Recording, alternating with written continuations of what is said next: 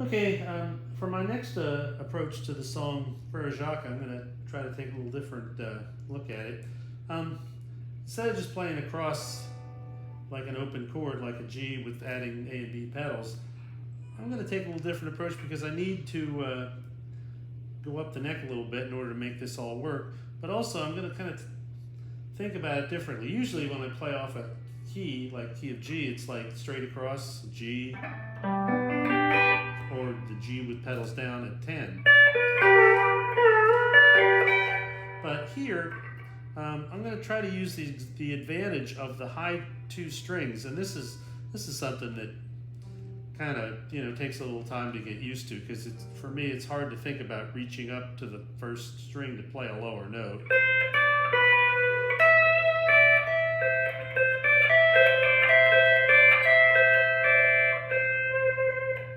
But that's the way the pedal steel's set up, and I guess we can thank Buddy Emmons for that. So anyhow, I want to show a little different approach to playing this song, and it kind of gives you a chance to absorb what the first two strings do. So I'm going to play the G note that's on the 8th fret on the 5th string, and that would be part of the C chord there. So that'll be the fifth scale tone of the C scale, but we're going to start on a G. So what I'm going to do is play G, then I'm going to use the A pedal, and then the second string is the major 7 of the root chord. Let's say we're at a root C position. So B,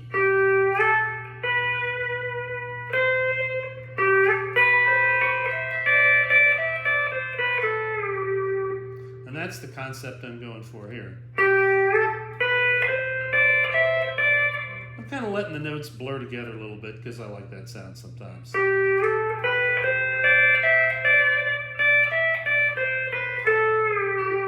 I'm only using the A pedal, and then I'm using the first and second string.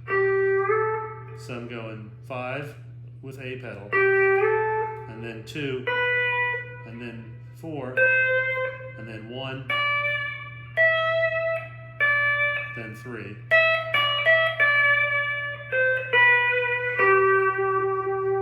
Like that. So that's just kind of another picking thing, and also something that just gets you used to playing those two kind of unusual strings in this instrument.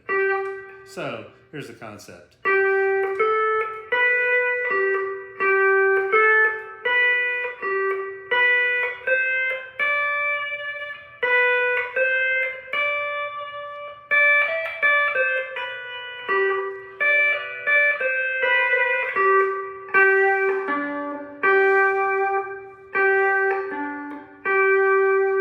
Not my best blocking technique there, but you get the idea, hopefully.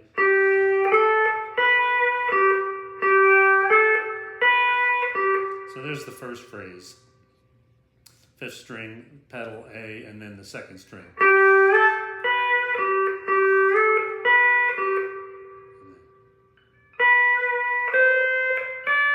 So the next phrase is strings 2, 4, 1.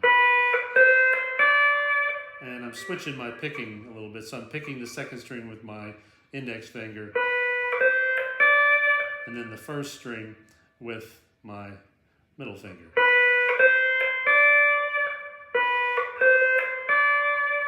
Okay, that's the second phrase. And here's the third phrase, starting on the first string, going to the third string. And then the 4th string, second string, 5th string.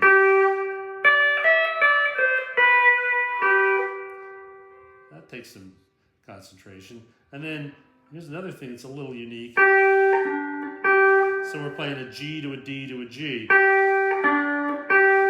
And with the C chord position, the 7th string is the second scale tone of the C scales, and that's the second scale tone of the C scale would be a D. So the notes we want here are G, D, G, which is just, if we're in the key of G, it's the root and the 5th and the root.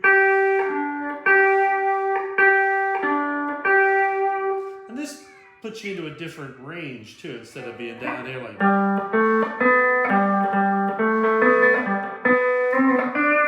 So maybe you want to have a little higher sound like.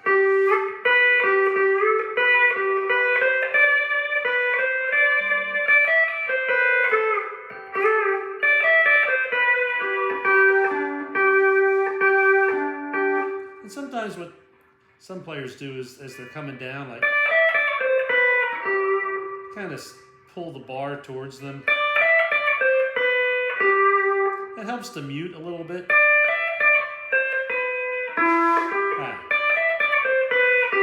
Because what's happening is your middle finger, which is kind of dragging behind the bar, as you pull the bar back, you're muting that string that way too. So it kind of helps to clean up the sound. Sometimes you do want that. Depending on what you're doing, if you might want something kind of spacey.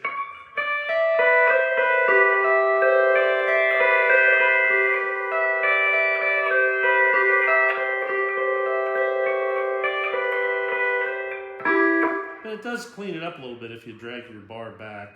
I don't always do that. Some people do that a lot.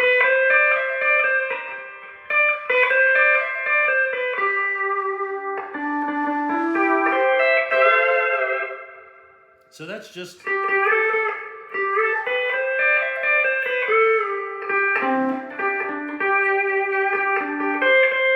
And that's just another way to get familiar with the first two strings.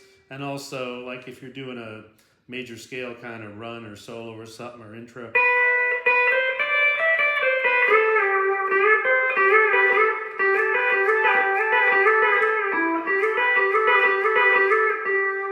It's a way to.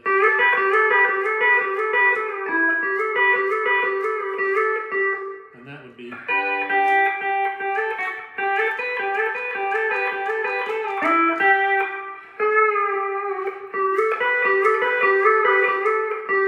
And that would be a G lick, but you're actually, in a C chord position, which is just one of the many complexities of this instrument. Anyhow, I hope that this is helpful.